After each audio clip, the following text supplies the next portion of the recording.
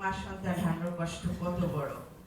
একজন বাবার কাঁধে যখন সন্তানের লাশ থাকে, এর থেকে ভারী কিছু দুনিয়াতে থাকে না তার জন্য।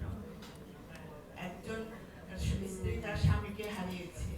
এখানে আমাদের সামনে যে আছে জুবাইর ব্যাপারী, ওর ওয়াইফ স্বামীকে হারিয়েছে, দুইটা ছোট্ট বাচ্চা নিয়ে ওর জীবন কিভাবে চলছে সেটা আমরা সবাই বুঝতে পারছি, কি জীবনে যাচ্ছে। আজকে এই যে আমার সামনে বসে আছে সে হাঁটতে পারছে না। এই যে কতগুলি আমরা যে দেখছি অসহায় মানুষ, এটা তো অল্প একটা চিত্র, সারা বাংলাদেশে হাজার হাজার এরকম চিত্র রয়ে গেছে যাদের দুরবস্থার মধ্যে যাচ্ছে। আমি সবাইকে আমার জন্মস্থল থেকে ধন্যবাদ বলবো না, ধন্যবাদ বলার কৃতজ্ঞতা জানাচ্ছি যে আজকে আপনাদের অবদানের কারণে আজকে আমরা এখানে দাঁড়িয়ে কথা বলছি। আমরা এখানে যারা বেঁচে আছি শুধুমাত্র আপনাদের জন্য, আপনাদের সন্তানদের আপনারা বলিদান দিয়েছেন সেই জন্য। আজকে আপনারা এই দেশটাকে শাসনের হাত থেকে রক্ষা করেছেন, ফ্যাসিস্টের হাত থেকে আপনারা রক্ষা করেছেন। আপনাদের অবদান এই দেশের মানুষ চিরদিন মনে রাখবে, রাখতে হবে। আমরা যদি ভুলে যাই তাহলে কিন্তু আমরা সে অতীতের ভুলটা আবারও করব।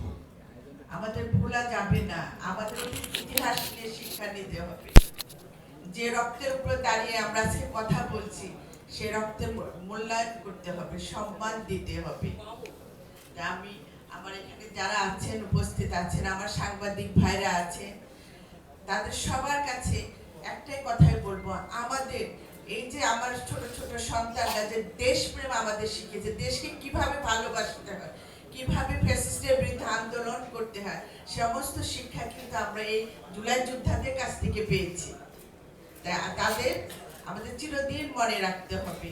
এবং শুধু আমরা এই সময়ের মধ্যে আমরা শুধু একটা অনুষ্ঠান করলাম, বছর একটা অনুষ্ঠানের মধ্যে যেন আমাদের সীমাবদ্ধ না থাকে। একজন মানুষ তার স্বামী চলে গেছে, ওর সংসার কিভাবে চলবে, ওর সন্তান দুটা মানুষ হবে কিভাবে, সেটা আমাদের চিন্তা করতে হবে। আজকে যে পঙ্গু হয়ে আছে, তার চাকরির একটা দরকার আছে, তার চাকরিটা আমরা কিভাবে দিতে, কর্মসংস্থানের ব্যবস্থা করতে হবে। যে বাবার সন্তান হারিয়ে গিয়েছে, তার সংসার কিভাবে চলবে, সে কিভাবে তার জীবন যাপন পার করবে, সেটা আমাদের চিন্তা করতে হবে। এবং সেই চিন্তাটাই করছেন আমাদের বর্তমান প্রধানমন্ত্রী জনাব তারেক রহমান, যিনি আপনারা দেখেছেন এর আগেও